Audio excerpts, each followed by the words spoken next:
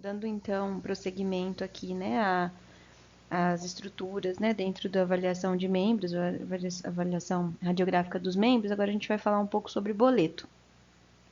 Bom, o boleto ele compreende aquela região ali metacarpo, tarso falângica, né, que compreende, né, articulações metacarpo falangiana, metatarso falangiana, né, então essa estrutura aqui como um todo, ela compreende a falange, a primeira falange, né? A porção distal do terceiro osso metacarpo tarso, né? E os ossos sesamoides proximais, pessoal.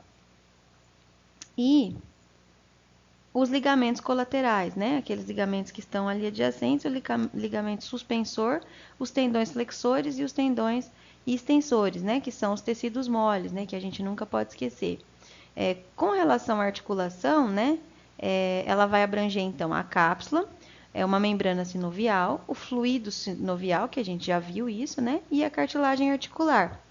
Durante a avaliação radiográfica, né, dessa região, a gente tem que ter em mente que existem algumas variações anatômicas que são absolutamente normais, tá, pessoal? Então, a gente não pode esquecer desse detalhe, né? E entre elas, a gente pode falar dos aplanamentos, né, da crista sagital dos metacarpianos, né, e dos metatarsianos, né, quando não do terceiro osso, na verdade, metacarpiano e metatarsiano, quando não estão associados à lise subcondral ou a fragmentos, né, e por um outro lado, quando a gente posiciona de forma oblíqua as radiografias, né, a gente pode também produzir artificialmente um aplanamento, né, ao nível da crista, inclusive do terceiro metacarpiano e terceiro metatarsiano. Isso pode causar um confundimento. Adicionalmente, o terço proximal da porção dorsal da crista sagital tende a apresentar uma grande variabilidade morfológica, né? Isso também é uma coisa que a gente tem que gravar, né? Para também não confundir com uma condição patológica aí, tá? Ainda, né? A gente ainda tem que notar com relação à falange, a primeira falange, né? Que pode existir uma variação aí mais evidente também na sua forma quando a gente fizer projeções do tipo lateromedial, né? Tanto no membro anterior direito quanto no membro anterior esquerdo, né? E isso a gente tem que cuidar para justamente não confundir com fraturas, né? Quando a gente compara um membro com o outro, né? Então, isso é importante também a gente anotar. Toda vez que a gente for fazer projeções no boleto, do tipo lateromedial, prestar bastante atenção aí para não fazer confundimento de fratura com condições normais, né, da primeira falange. Os ossos sesamoides proximais, né, do membro anterior, eles normalmente são maiores e mais triangulares do que do membro posterior. E assim, do mesmo modo, né, os sesamoides laterais são mais cônicos do que os sesamoides mediais. Isso é uma característica anatômica absolutamente normal, tá, pessoal? Então, a gente não pode esquecer desse detalhe também, para também não causar aí um confundimento. Com relação, então, à vista lateromedial, né? Para que ela é indicada, né? O que ela me permite avaliar? Normalmente, ela faz com que a gente possa, permite, né, com que a gente possa avaliar a crista sagital da tróclea, né, do terceiro metacarpiano e metatarsiano, né, e dos sesamoides proximais da falange proximal. Ainda é possível, né, com esse tipo de avaliação, de projeção, a gente avaliar o espaço articular do boleto, né? Só uma curiosidade, pessoal, num estudo que foi conduzido com animais jovens, né, com cavalos mais novos, início de carreira, quando estava iniciando aí a carreira de esporte, foram feitas algumas avaliações, né, e observado algumas alterações nessa zona, né, e acabaram sendo nomeadas de fragmentos da primeira falange, né, e tanto dorsais como palmares, né, ou plantares.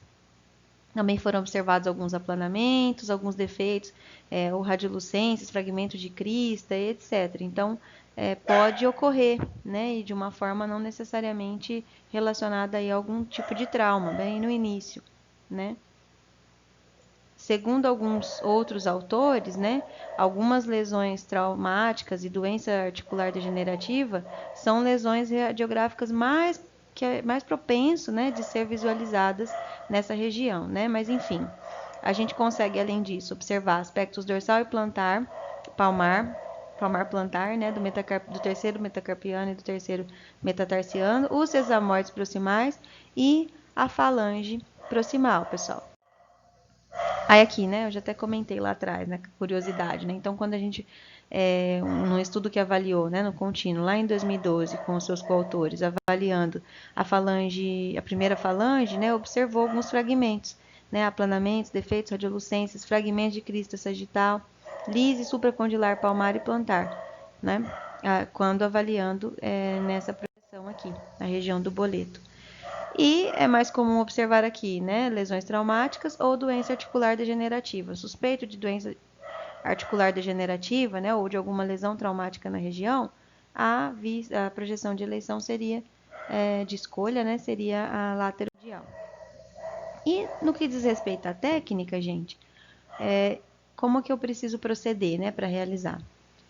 Como em quase todas as outras, o animal tem que estar bem equilibrado, né, sobre os membros. Mais uma vez, lembrando que qualquer sujidade pode ocasionar sombras radiográficas, isso confunde muitas vezes a observação ali da diferenciação entre tecidos, né, e as projeções, né, de cada tecido dentro do membro.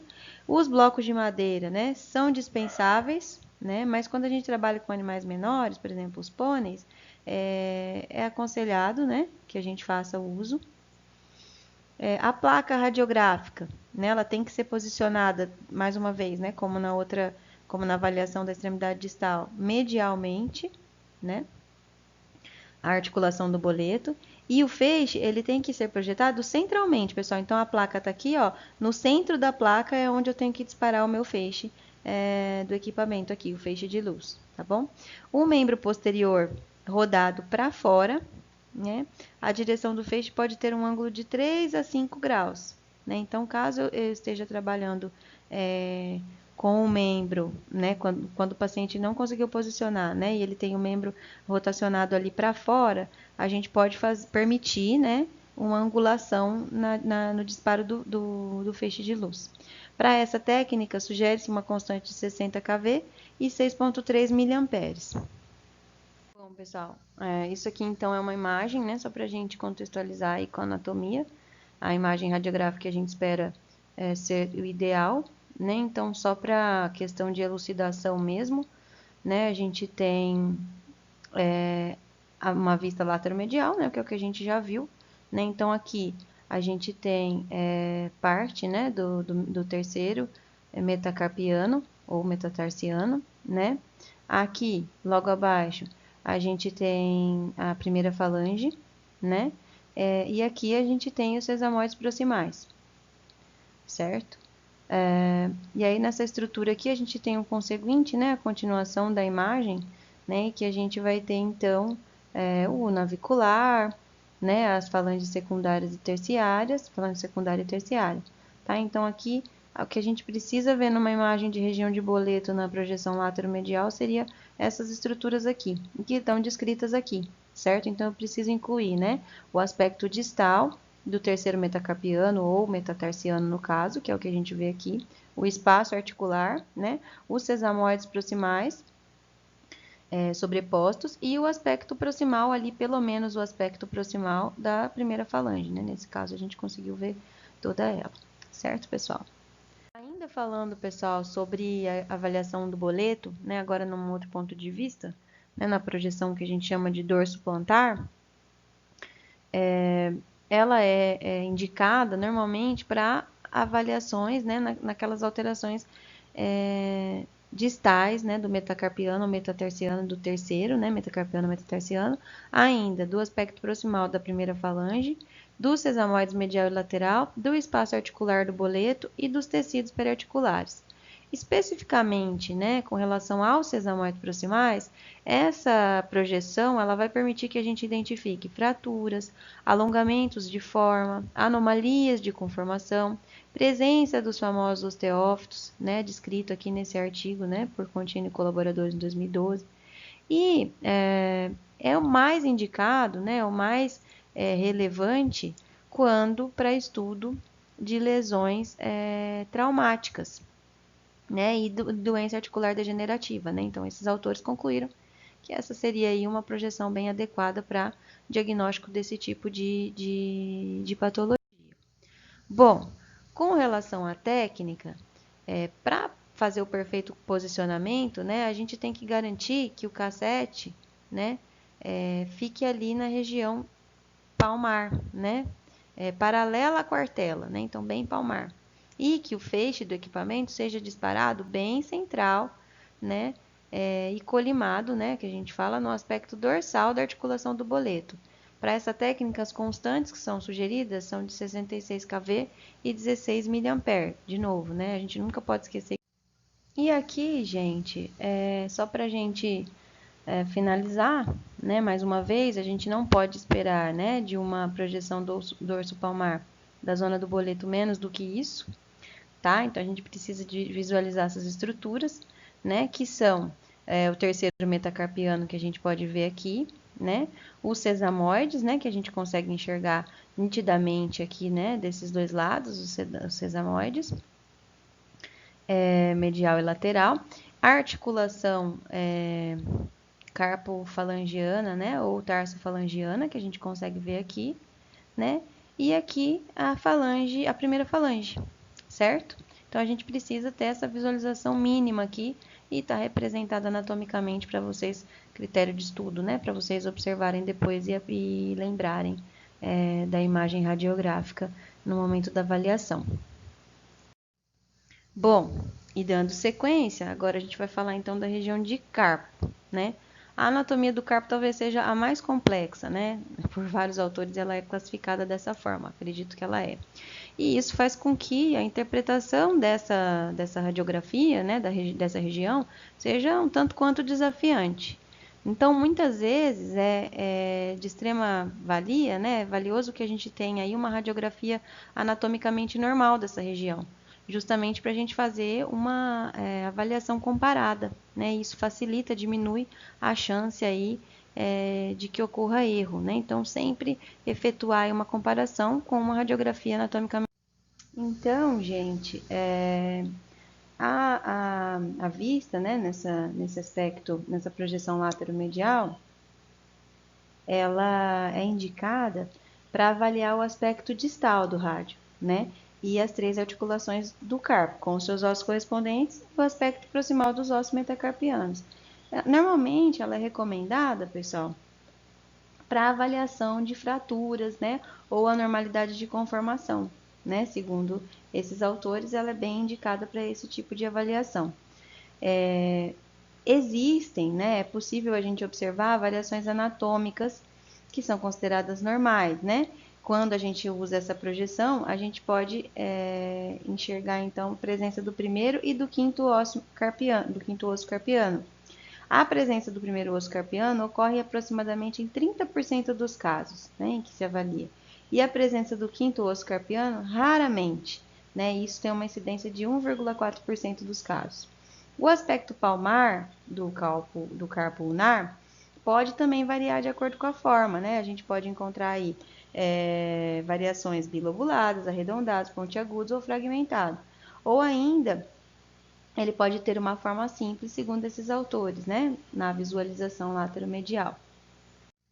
Bom, com relação à técnica, para que a gente consiga posicionar o animal, né, de forma adequada para fazer essa avaliação, né, então ele tem que estar mais a cassete, né, o animal bem posicionado, né, com o peso bastante dividido aqui entre os membros, e a cassete, então, ela vai ser mantida verticalmente contra essa face medial do carpo, tá? Então, ó, o pessoal usa normalmente um apoio aqui, né, um material de madeira, que consiga segurar a placa, né, para não ter que ficar o indivíduo aqui justamente atrás do outro membro, né, ou, enfim, do membro que está sendo avaliado.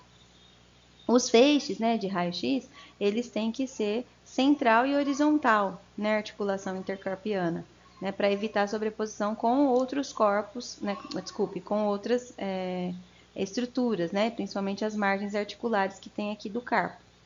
Bom, a colimação, né, ela inclui a extremidade distal do rádio e a extremidade proximal do metacarpo, né? E as constantes sugeridas são de 63 kV e 6,3 mA por segundo, pessoal. Então, mais uma vez, isso vai variar aí, né?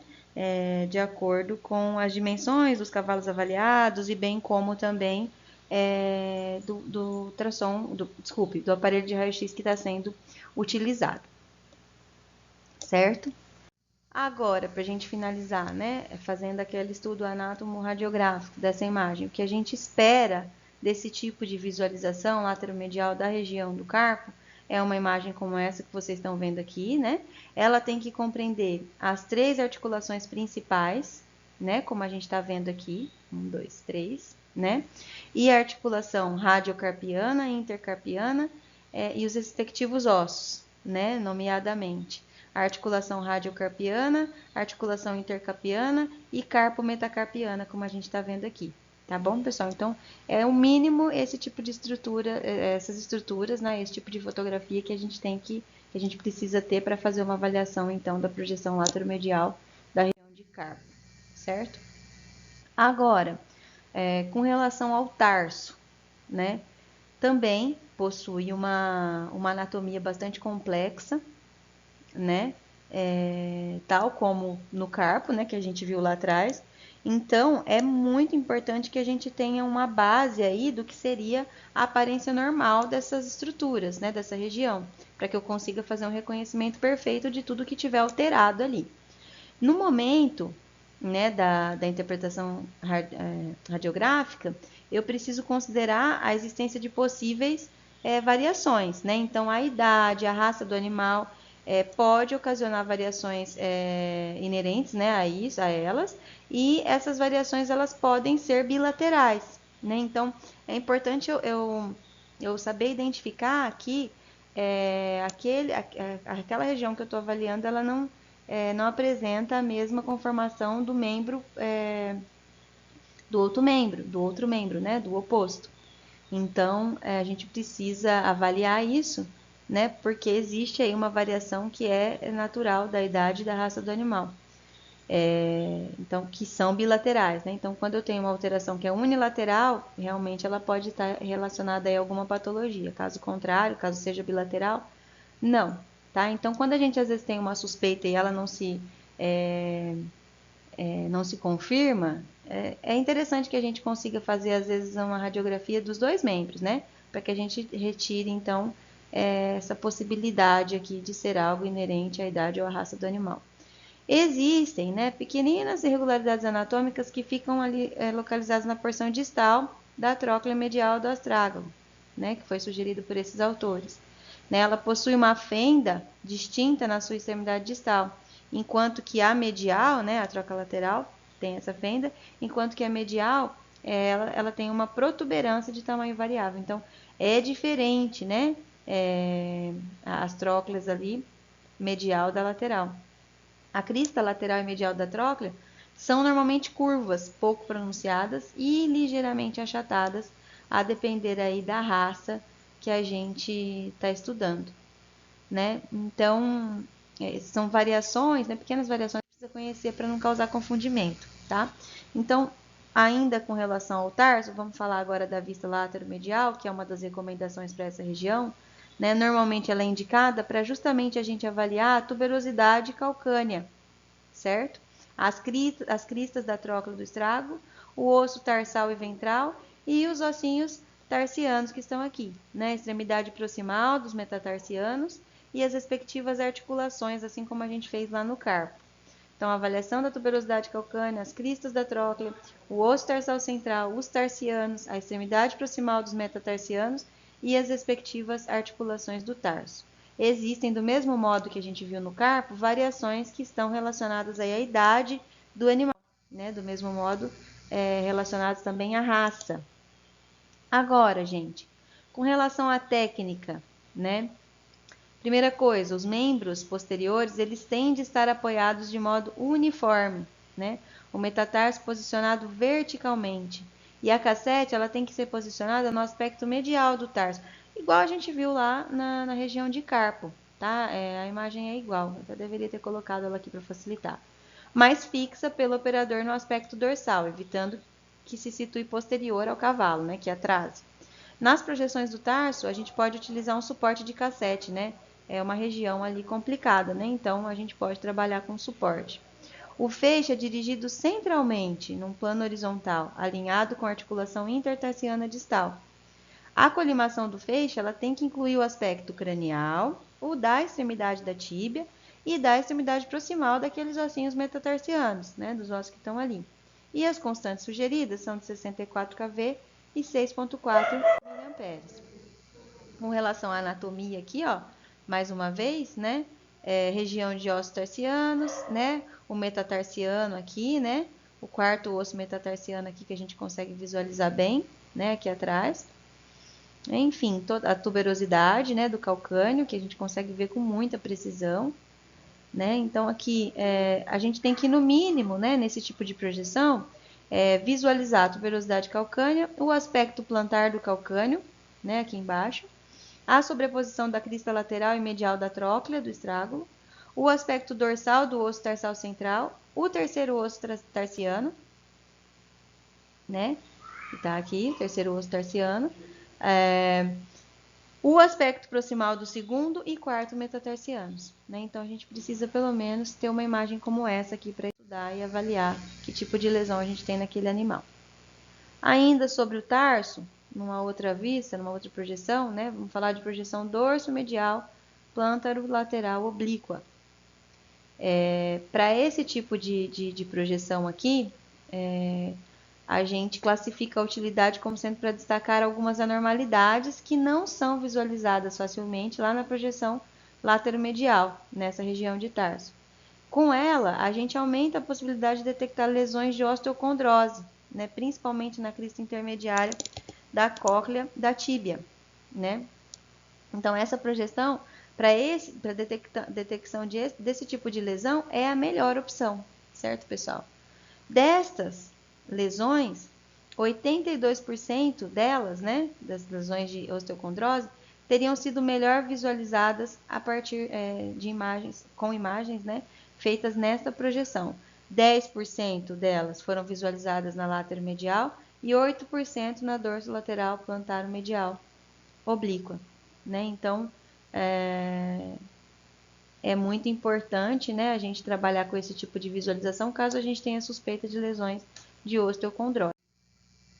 Com relação à técnica, né, como que funciona? Então, a gente vai posicionar a cassete agora de uma forma invertida, né, verticalmente na face plantaro-lateral do curvilhão. Então, tá aqui, ó, o curvilhão, e aí a minha cassete vai vir aqui, né, do lado de fora, né, do lado na face plântaro-lateral aqui. A colimação do feixe, ela deve incluir aspecto proximal dos ossos, né, do metatarso e aspecto distal da tíbia. Né, aqui um material para a gente segurar a placa aqui, né, o cassete. As constantes radiográficas para esse tipo de projeção são sugeridas de 63 kV e de 6,3 miliamperes. Com relação a essas constantes radiográficas, como a gente já falou, isso vai variar de acordo com também as dimensões do cavalo, né, e o tipo de aparelho de raio-x que a gente está trabalhando. Bom, aqui, para a gente finalizar, né, com a visualização anatomoradiográfica dessa região, isso é a imagem que a gente busca nesse tipo de projeção, né? Então, uma visão ali que acentua o suporte do estrágulo, né? A crista lateral da tróclea, o aspecto dorsolateral do osso tarsal central, o terceiro osso tarsiano, o segundo osso tarsiano e o aspecto plantaro-medial do quarto osso tarsiano, e a fusão, né, do primeiro e do segundo ossos, eles têm que estar evidentes nessa imagem, tá, pessoal? A gente precisa visualizar, né? Senão não é uma imagem satisfatória para a gente avaliar essa região. E agora, falando um pouquinho sobre rótula, né? Região de rótula ou soldra, né, que em alguns livros a gente encontra essa nomenclatura, é considerada então a articulação mais larga do organismo, né? E por si só ela é bastante complexa. Então a gente precisa muito entender a anatomia radiográfica dela para a gente conseguir encontrar aí aquelas anormalidades relativas a ela. Num animal adulto, né? Não, antes disso, né? Para que a gente consiga interpretar, né, a imagem radiográfica, a gente tem que levar em consideração que num equino adulto, né, principalmente naquela região cranial da patela ou da rótula, a gente pode encontrar alguma irregularidade ou rugosidade. E essa alteração ela não pode ser confundida com distensão do ligamento patelar. Né? É comum que em animais adultos a gente encontre essa conformação aqui, isso é importante a gente saber. Né? Ainda, né, um outro achado que a gente chama de achados radiográficos acidentais, né, diz respeito à ossificação incompleta da fíbula, né? Isso pode ser encontrado em qualquer idade, né? O que ocorre? Há uma falha, né, na ossificação ali na fíbula. E muitas vezes isso pode causar um confundimento, pode fazer com que a gente pense que ocorreu ali alguma fratura, né? E isso é principalmente localizado na extremidade distal, né? Tem alguns achatamentos na extremidade distal da tróclea. E aí isso acaba sendo então confundido, quando na realidade é um achado anatômico normal. A projeção recomendada para essa região, né, uma das, né, é a vista lateromedial, né, como na maioria delas, e para avaliação, né, ela é recomendada para avaliação das cristas da tróclea do fêmur, né, dos côndilos do fêmur, da patela, da área de inserção daquele ligamento cruzado cranial e o aspecto proximal da tíbia, tá? As fraturas do fêmur, da patela e da tíbia, a presença de osteocondrite também podem ser identificadas por exames radiográficos nessas projeções, tá, pessoal?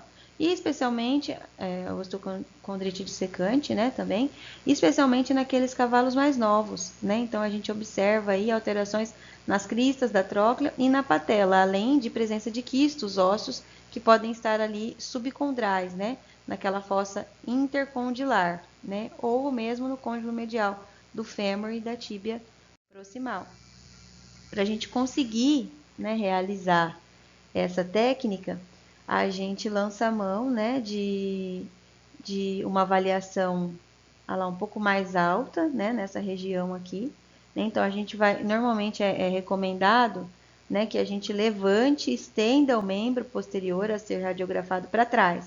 Né? Então, levantar e suspender aqui para trás, né, com auxílio de um outro operador.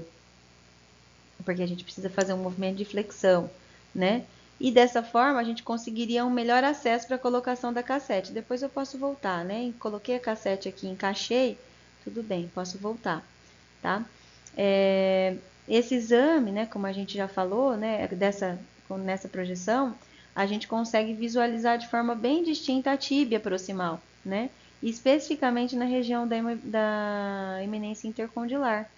E aí a gente consegue avaliar a face proximal das cristas, das trócleas do fêmur, e sem uma superposição da patela, né? Então a visualização dessa região aqui, né, das trócleas do fêmur, ela fica muito mais apropriada, tá? Então a cassete ela tem que estar mais próxima quanto for possível aqui, né? Bem na região inguinal do paciente, né? E aí, então, o que vai, na verdade, ditar a qualidade dessa imagem vai ser o quanto o paciente em questão vai tolerar, né, esse material aqui por quanto tempo, tá? Então, nesse caso, né, quando a gente quer trabalhar com esse tipo de técnica, a sedação é uma possibilidade que a gente deve avaliar, né, que a gente deve levar em conta.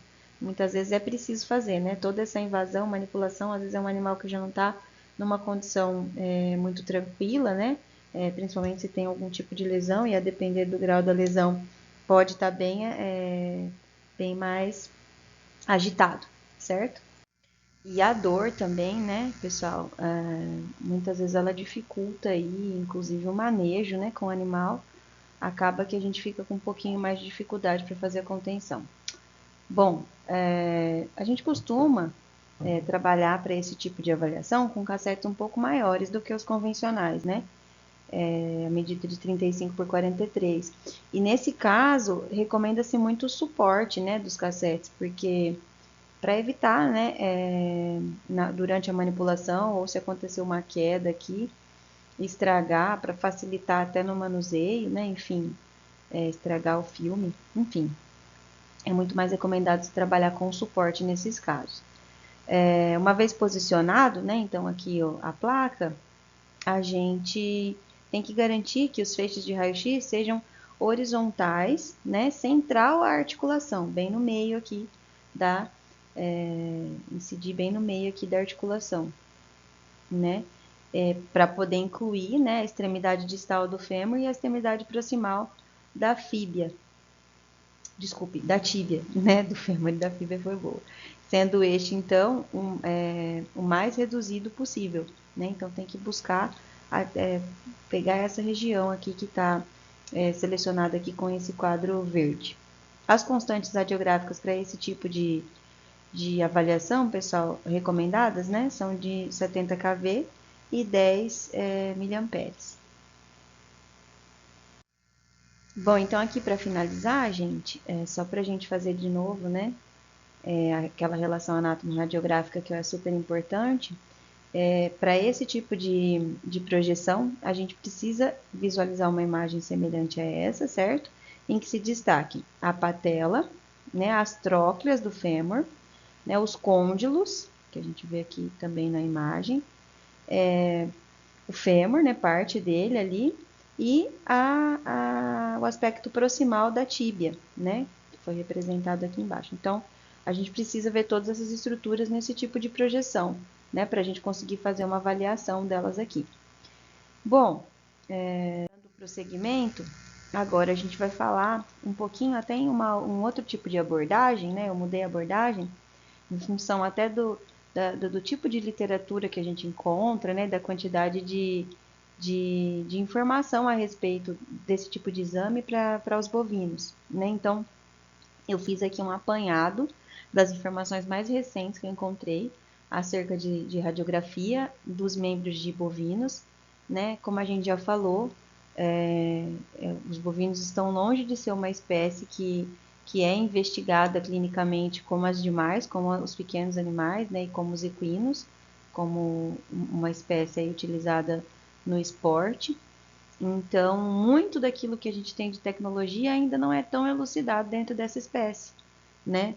Mas alguns estudos já vêm sendo feitos, né? E pode, do mesmo modo, o exame radiográfico ser utilizado para essa espécie, né? Com particularidades muito similares às dos equinos, né? Então, é uma ferramenta, né? Então, a depender do que vocês vão escolher fazer, né? Na vida futura profissional de vocês, é importante também a gente mencionar isso nas nossas aulas. Bom, então, que na verdade, pessoal, direciona, né, o pedido de um exame complementar, de um diagnóstico, de um método de diagnóstico por imagem, né, como um exame complementar, para bovino, né? Então, normalmente, o que motiva, né, não só em bovinos, né, mas também em equinos, que a gente não falou lá atrás, a solicitação de um exame tal qual esses que a gente viu lá atrás, normalmente é o diagnóstico de claudicação, né? Então, o animal apresenta claudicação,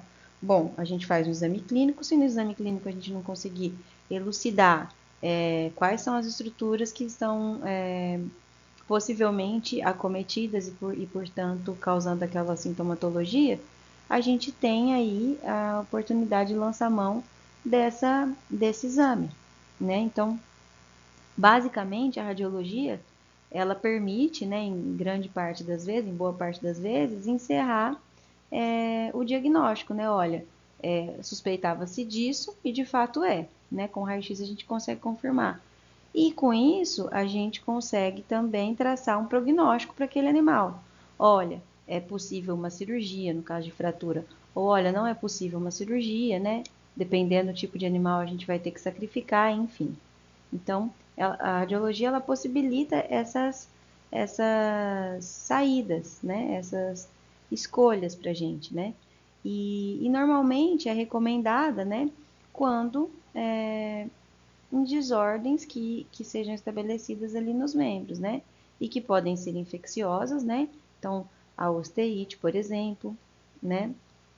A osteomielite, a artrite séptica e a anquilose pós-artrite séptica, né? Que pode ocorrer, a gente vai ver aqui em algumas imagens. Com relação às diferenças entre osteite e osteomielite, né? Mais adiante a gente vai ver isso nas imagens. Mas a osteite normalmente acomete aqueles ossos que não têm cavidade medular, por exemplo, a terceira falange, tá certo? E em doenças também não infecciosas, né? Que eu posso ter o sintoma de claudicação e isso leva a gente a lançar mão aí de um exame um pouco mais preciso, no caso, o exame radiográfico, né? A pedida do raio-x, que são as doenças degenerativas articulares, fraturas e displasia fizeal, que também é muito comum em bovinos. A gente vai ver alguns exemplos aqui também. Enfim, aqui ó, a gente chegou na osteite, na osteomiolite que eu havia falado com vocês, mielite. Normalmente acomete, né, áreas com menor densidade, né? Então, enquanto, né, como eu falei, enquanto a osteomielite acaba envolvendo aí, né, um processo inflamatório que acaba envolvendo elementos do córtex e da medula óssea, né, a osteite apenas se restringe aí às estruturas que não possuem a medula, né, não envolve a medula, né? A medula não está envolvida no processo inflamatório. A etiologia de ambas elas tanto pode ser infecciosa quanto não, mas na maioria das vezes elas estão relacionadas à difusão de infecções que estão no casco, né, provenientes do casco. E aí isso acaba, ao não ser tratado, né, da maneira devida, desenvolvendo outras enfermidades, artrites sépticas, enfim. Acaba que também pode ser disseminado por via hematógena, né? E chega a esse ponto. Radiograficamente, né, tanto na osteite quanto na osteomielite, a gente observa algumas áreas com menor densidade, né?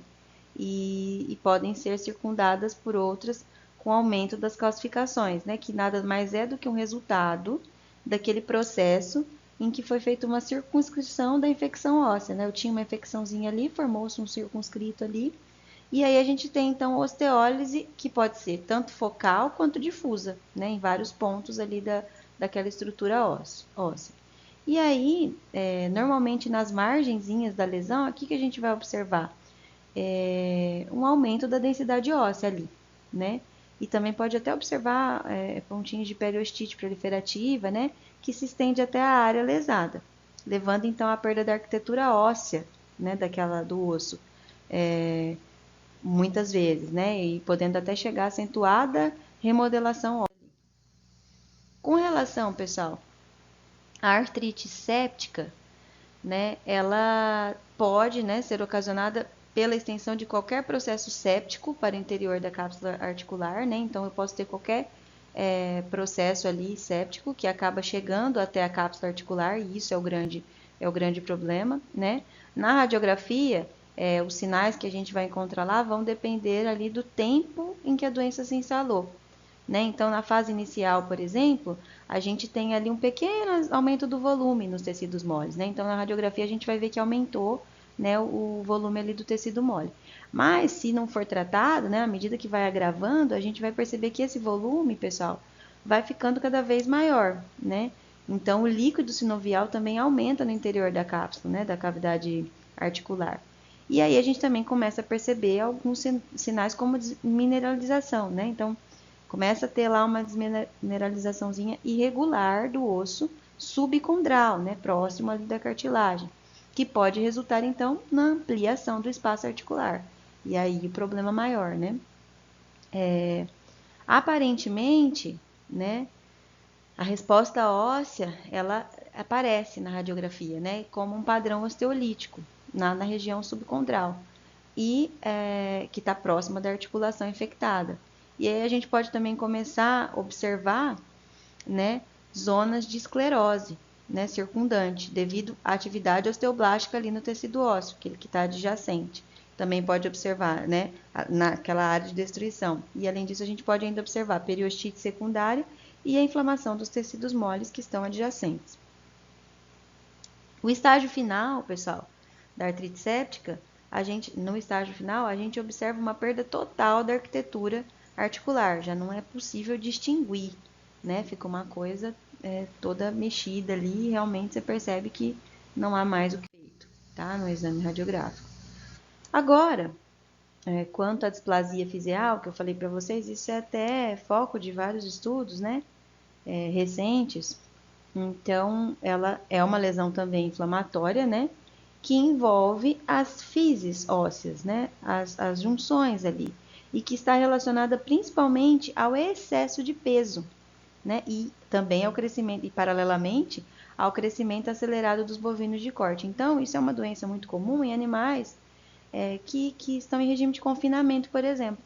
Né? Então, na fase final do confinamento ali, foi imposto àqueles animais um crescimento acelerado, né? O peso, né? O máximo que se puder ter ali, né? Em função da alimentação, né? Da nutrição que é fornecida. E, então, é comum a gente observar isso nesse tipo de animal, tá?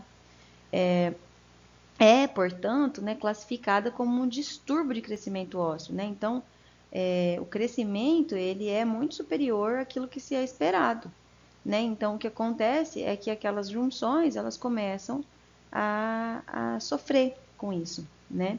Então, há uma manifestação anormal do crescimento daquelas placas metafisárias, né? Que é o que vai possibilitar o crescimento ósseo.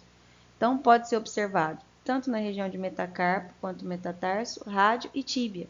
E nos bovinos, ela foi relatada a maior ocorrência na epífise distal do metatarso, lá em 75, bem antigo. Na radiografia, o que a gente percebe? Uma junção inadequada da fise à parte distal do metacarpo e metatarso. Então, a gente percebe várias linhas de calcificação irregulares, né? Em algumas áreas. E as bordas daquelas linhas de crescimento, que a professora Bia até mostrou já para vocês em outros animais, mas que é a mesma coisa, a visualização é igual, elas vão se encontrar estendidas, ampliadas, perifericamente. E aí formam-se projeções que parecem lábios, né? Os chamados lips. Isso foi observado lá na década de 80 ainda, pessoal. Né? Eu ainda estava nascendo nesse período aqui. Vocês acho que ainda não sonhavam ainda em chegar no mundo. Mas enfim. E aí a gente ainda tem a chamada doença degenerativa articular, né? É uma doença, né, progressiva crônica, né? Então alguns autores estudaram muito a fundo esse tipo de doença lá na década de 90, né? Dr. Weaver, lá em 1997, concluiu que ela era uma doença progressiva crônica e que não é infecciosa. Inicialmente, não é um processo inflamatório, inicialmente, né? Mas depois ela se caracteriza pela degeneração primária da cartilagem articular, né? Como está aqui. Lá em 1988, né, esses pesquisadores aqui, eles estudaram e observaram que ela pode ser decorrente de artrites, né, que a gente comentou agora ali atrás, de traumas, ou mesmo, até mesmo, do desgaste natural das articulações, então idade. Né? Então, animais de elite, né, que permanecem grande tempo em grandes centrais, né, fornecendo material genético, podem apresentar, né, com uma certa rotina, né, esse tipo de doença aqui, a doença degenerativa articular. Né? Então, vocês devem ter visto na clínica, mas vale a pena reportar, esse tipo de animal é o tipo de animal que é assistido por essas alternativas, né, de exame diagnóstico, né, o diagnóstico por imagem, por exemplo, né, porque são animais de interesse zootécnico aí, eles precisam permanecer, né, nas grandes centrais para continuar fornecendo material genético. Então, nesses casos, são realizados, né, os exames complementares, como se deve, e o tratamento, né, esses animais recebem fisioterapia, acupuntura, né, então, assim, para esse tipo de animal ainda é comum a gente ver, né, como eu disse, não é tão amplo quanto na medicina equina, né, mas a gente vai chegar lá algum dia desses, com certeza. Os sinais radiográficos, né, dessas lesões, pessoal, são basicamente a diminuição do espaço articular, né, existe uma doença degenerativa se instalando ali, calcificação da inserção da cápsula articular e a formação do chamado esporão periarticular na borda óssea, tá? Após, né, a infecção, caso haja, né, no caso de uma infecção secundária aí, o colapso do espaço articular, a gente observa, né, o colapso do espaço articular, calcificação das inserções articulares e remodelamento dos ossos adjacentes. Então, troca totalmente a forma. E eles podem então dar a impressão de serem associados, né? Ou de forma isolada, isso pode ocorrer também. Bom, normalmente, né, para a gente conseguir diagnosticar esse tipo de doença aí, pensando ali na extremidade distal do metacarpo, metatarso, né, até a falange distal, onde inúmeras doenças, né, tais quais essas que a gente mencionou, são encontradas, né, estão presentes. Normalmente, o que a gente vai associar, né? Os achados clínicos, né, que vai indicar para a gente que a doença está em um determinado ponto do pé ali, uma parte específica, como, por exemplo, na articulação interfalangiana distal, ou falange distal, né, e falange distal. E aí a gente acaba concentrando o nosso exame radiográfico, como a gente viu lá nos equinos, naquela região, né? Então a gente precisa do exame clínico para, na verdade, nos direcionar, né? Acho que, eu não sei, talvez a professora Bia tenha também comentado, o exame radiográfico não é um exame nem com relação a custo e nem com relação à facilidade, né? Que a gente pode pedir, ele está com claudicação, então vamos fazer um exame do membro total. Não existe isso, né? A gente tem que direcionar, por isso é tão importante o exame clínico para fazer a triagem. Não existe nem por uma questão de dificuldade de manejar, né, de manuseio, em segunda instância, porque é um grande animal, então são 4, 5 placas, né? E muitas vezes a maioria delas vai ser desnecessária, né? A gente poderia ter focado, às vezes, numa única região e feito 3 projeções, que seria de muito maior proveito do que de várias regiões, né? Então, é muito importante a gente fazer a parte clínica antes para triar aí qual que é o local específico onde a lesão está instalada. Os cascos, né, e o espaço interdigital devem ser limpos sempre, cuidadosamente, aí, principalmente em bovinos, né, que é biungulado, a gente sabe que acumula um pouco mais de sujeira ali naquela região também, e isso acaba sendo também, né, na grande maioria das vezes, uma das causas do início das infecções podais em bovinos, né, vocês devem ter estudado isso na clínica, antes de serem então radiografados, mesmo porque essa sujidade vai também atrapalhar no nosso diagnóstico, né, na visualização da imagem. Alterações criadas por lama, estrume, cabelos emaranhados ou medicamentos aplicados naquela região dificulta a análise das imagens. A gente já falou disso, né? Forma que a gente chama de sombra radiográfica, né? Muitas vezes pode mascarar alguma alteração ali de tecido mole, principalmente, né? E acaba que a gente come barriga mesmo, tá bom? Então, pessoal, a gente volta aqui novamente, né, às variadas possibilidades de projeções radiográficas, né? Então, aqui falando em extremidade distal, nessa projeção que a gente consegue ver nessas imagens, a radiografada e a anatômica, né, o estudo anatômica da região radiografada, ela está bem posicionada, então a gente consegue perceber que os dígitos são bastante simétricos, né? Tá bem legal. Os ossos sesamóides proximais distais, eles estão sobrepostos, né? Aqui, ó. A gente consegue ver na imagem. Opa, deixa eu pegar aqui um laser, que de repente o meu laser some. Pronto. Então, tá aqui, ó. Eles estão sobrepostos, respectivamente, pela porção distal aqui do metacarpo, né? Então, atrás deles aqui, a gente tem o metacarpo, como vocês conseguem ver. E a porção distal, né, da falange média, né? Aqui, ó, como a gente consegue ver também. Bom, nesse tipo de projeção, a gente consegue ver de uma forma bem nítida, né, todas essas estruturas, né, descritas aqui. E como a gente viu, é muito pertinente, né, para a gente fazer uma avaliação tanto dorso palmar quanto dorso plantar, né, identificar algum tipo de fratura e etc. Enfim, falando então agora desse outro tipo de projeção aqui, as chamadas projeções oblíquas, né, nesse tipo de projeção, os ossos sesamoides são vistos com menos sobreposição, a gente consegue ver eles de uma forma mais íntegra, né, então a gente consegue avaliar melhor, né. Como cada dígito, pessoal, é projetado de forma diferente, né, aqui ó, um dígito está com uma visão e o outro com outra mais ampla, né, aconselhável para que a gente aconselhável para comparar, né, a radiografia, a realização de duas projeções. Então, o ideal é a gente fazer uma desse formato e uma do lado oposto, né, para que a gente consiga visualizar os dígitos nas duas formas, né, nos dois formatos aqui. Então, uma com incidência dorso-lateral, né, e outra com uma incidência dorso-medial, para justamente a gente não cometer nenhum erro aqui na nossa avaliação final dessas estruturas. Nesse outro tipo de projeção, né, a lateromedial, a gente normalmente observa também, né, os dígitos sobrepostos. A gente consegue enxergar apenas um dígito, né? Porém, a gente pode avaliar com esse tipo de imagem aqui o alinhamento, né? Para casos de laminite, por exemplo, essa é uma boa projeção, né? Que permite a gente avaliar a angulação, enfim, né? É uma visão mais útil também para quando a gente quer avaliar algum tipo de trauma, fraturas ou luxações, por exemplo, tá? Então, aqui a gente observa de forma lateral, eu não vou repetir, que é a mesma coisa que a gente falou lá na parte de equinos, né?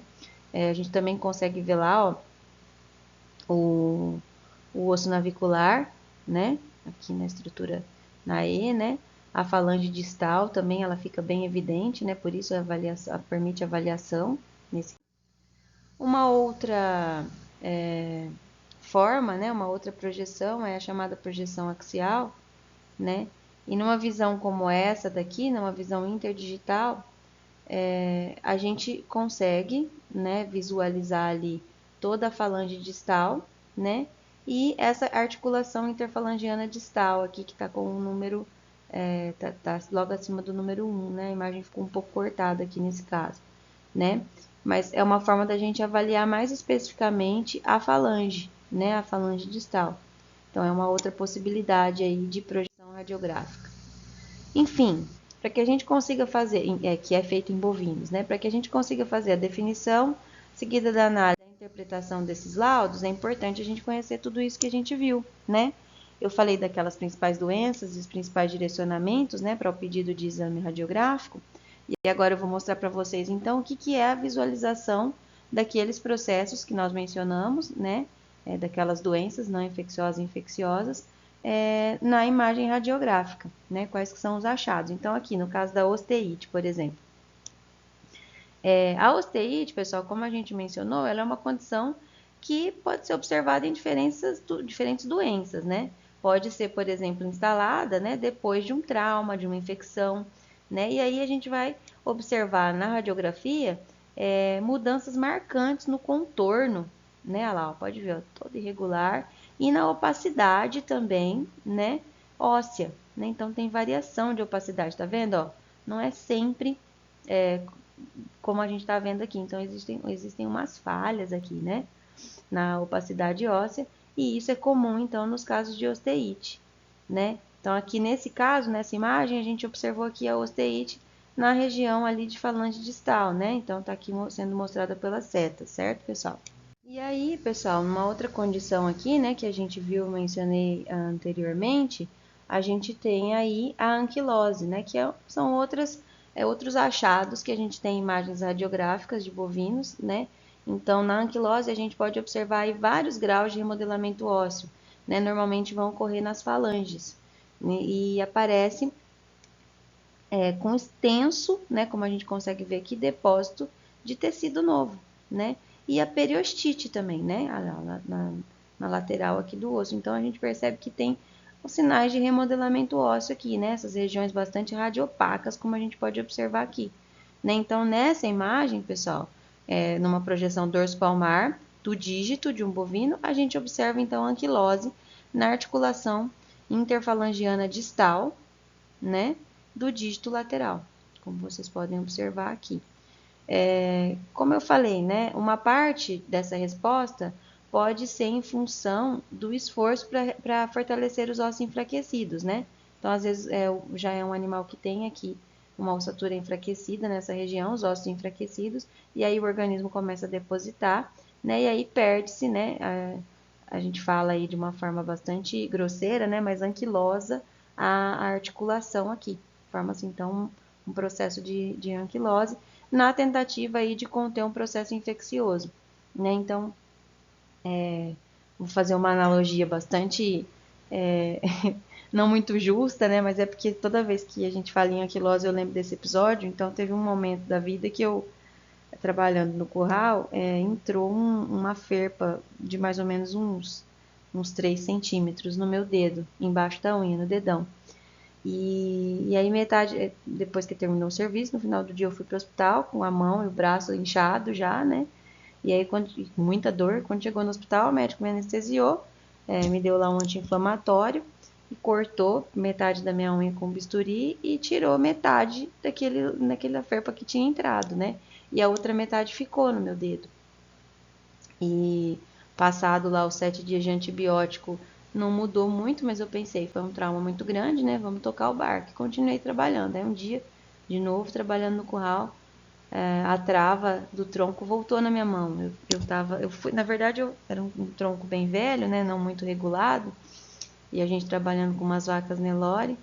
E aí eu prendi e levei a mão para soltar, mas eu não cheguei nem a relar na trava e ele voltou na minha mão, bateu com força no meu dedo e saiu o restante, assim. E a minha articulação, né, segundo a fisioterapeuta, estava próxima de anquilosar. Por sorte, né, anquilosar aí no sentido mais grosseiro, né, de sofrer uma anquilose. Por sorte, eu fui trabalhar, né, e aí bateu a trava na minha mão, acabou que salvou a minha articulação. E era bem articulação distal mesmo, do meu dedão. Mas enfim, pessoal, agora falando então da doença degenerativa, que a gente já mencionou lá atrás, né, da característica radiográfica dela, a gente também já comentou que é uma doença crônica progressiva, foi observado por vários autores, não infecciosa normalmente, né, e inicialmente ela não tem processo inflamatório instalado, tá?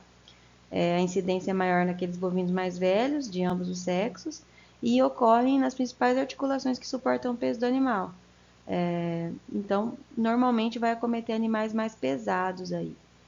E aí, pessoal, a gente vai observar nas imagens, comumente, né, osteófitos, né, que são constituídos de cartilagem, e após o processo de mineralização desses osteófitos que se formam, é que a gente vai conseguir visualizar isso radiograficamente, como a gente está vendo aqui nessas setinhas que estão apontando aqui. Vou tirar meu laser, senão vocês não vão enxergar, certo? Então, aqui, ó, os chamados osteófitos, né? Aqui tem um outro começando aqui. Então, isso é uma projeção dorso-plantar do membro posterior esquerdo de um bovino com osteofitose. E está evidenciada justamente ali nas margens axiais e abaxiais de ambas as articulações interfalangianas distais, como vocês podem ver aqui, certo? Então, pessoal, esse tipo de doença, né, de patologia, a gente vai enxergar facilmente, né, nas radiografias. O que ocorre, né, na maioria das vezes, antes da gente prosseguir? É que não é feito o diagnóstico, né?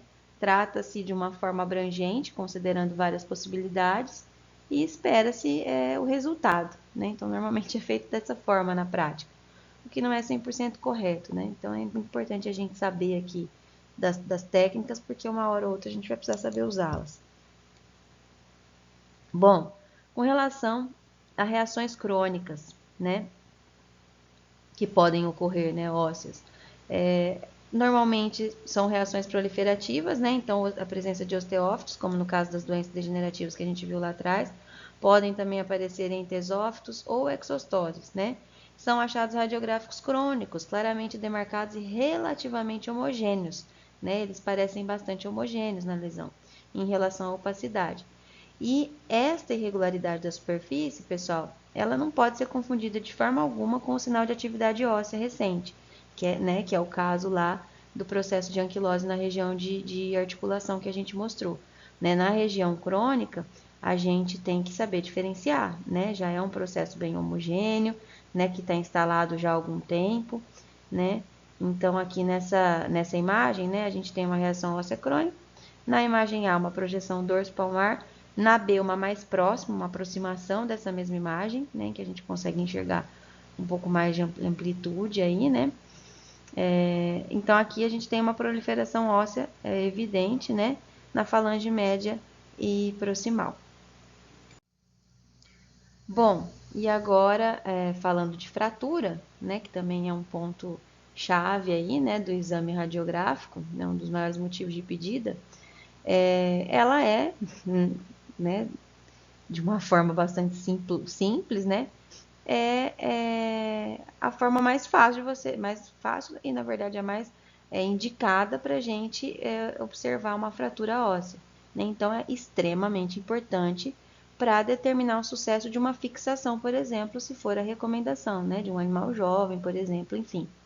Então, radiografias elas têm que ser tanto feitas para o diagnóstico quanto após o processo de fixação, né, depois da osteossíntese. Justamente, né, para a gente ver se esse reparo foi efetivo, né?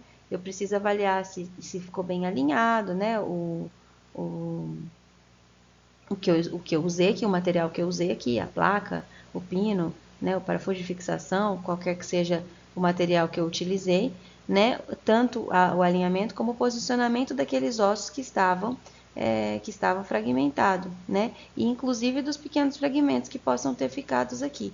Então, a gente precisa visualizar de uma forma bastante eficiente isso daqui, tanto para o diagnóstico quanto pós o tratamento cirúrgico, né? E também, né, para a gente cuidar, né, avaliar aqui a cicatrização, a condição geral dos tecidos moles que estão adjacentes e que sofreram com essa lesão, né? Ver se como é que está o edema, né? O processo, se existe processo inflamatório.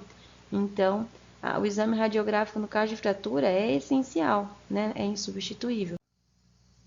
Aí aqui eu trouxe esse trabalho aqui que eu não encontrei a publicação final dele, inclusive foi uma dissertação que foi publicada em 2009, né? Então eram animais que tinham patologias podais, né? Doenças podais bovinas e que posteriormente foram a óbito e aí isso era um trabalho, né, de dissertação. Então esses animais eram recolhidos e aí era feita então uma avaliação da condição física, né, do casco, uma avaliação clínica do casco e posteriormente era feita uma radiografia para ver como que é a sinalização radiográfica da lesão que se instala aqui, tá? Nessas imagens aqui A e B, né, a gente tem aí as extremidades distais, né, e a respectiva imagem radiográfica, né, na projeção planta-dorsal, e nesse caso aqui não existem alterações macroscópicas, né, em nenhuma das avaliações, nem na avaliação clínica aqui e nem na radiográfica. Entretanto, né, aqui justamente para a gente perceber as diferenças, né, radiográficas, nesse membro aqui que está marcado com a letra C, a gente tem aqui uma lesão mista, né? Então vocês podem observar aqui que quase que perdeu o dígito, né? Fez realmente, mudou totalmente a estrutura aqui do dígito, a gente tem tecido de granulação aparente, né? Uma lesão bastante crônica aqui. E aí, pessoal, aqui na visualização radiográfica dessa mesma imagem, olha só a perda do tecido ósseo que a gente consegue observar aqui. Perdeu-se totalmente a silhueta, né? Essa seta mais grossa aqui mostra isso pra gente. E aí, nessa segunda falange aqui, com essa setazinha mais fina, a gente vê que existe uma osteomielite, né? Como vocês estão vendo aqui, ó, um processo inflamatório aqui, certo? Então, é só para ilustrar, né? Título realmente de ilustração, para vocês entenderem como que é observada essas alterações clínicas dentro de um exame radiográfico. Bom, e aí nesse mesmo trabalho, por isso que eu resolvi trazê-lo aqui para vocês, a gente tem um exemplo de displasia fisial, que comentei com vocês, que é uma questão bastante recorrente, principalmente em animais de confinamento, né? Que tem um crescimento muito acelerado, um ganho de peso muito acelerado, né? E acaba que compromete aí as junções ósseas, né? Então aqui, nessa foto, a gente tem uma projeção também planta-dorsal da articulação metatarsofalangiana, né? Do membro pélvico direito de bovino criados em sistema semi-extensivo, né? Então, nesse caso aqui, ó, a gente observa múltiplas calcificações, né? Dentro aqui da articulação, como vocês estão vendo, sobrepostas com esclerose na margem subcondral, né? Então, aqui nessa seta vazia, tem uma esclerose aqui, certo? Então, existe uma separação total das placas de crescimento da epífise e da metáfise, né? E aí formou-se os chamados lábios, né? O que a gente chama de lábio, né? Os famosos lips, que são demonstrados aqui com essa seta fechada. Então, pessoal, como conclusões, né, para ficar para a gente aí, normalmente, doenças metabólicas e nutricionais causam perda de opacidade óssea, né? De uma forma generalizada, ao invés de uma perda focal. As lesões de tecidos moles visualizadas radiograficamente são muitas vezes esquecidas, né? E por muitas vezes a atenção é focada apenas nos ossos e nas articulações, isso é ruim. A gente sempre tem que estar ligado na sombra dos tecidos moles que estão na radiografia. Muitas vezes, né, eles é que vão nos dizer, né? Eles são muito úteis para inclusive a gente solicitar outros exames, né? Uma ressonância magnética, talvez, né? Um exame mais aprofundado e direcionar a atenção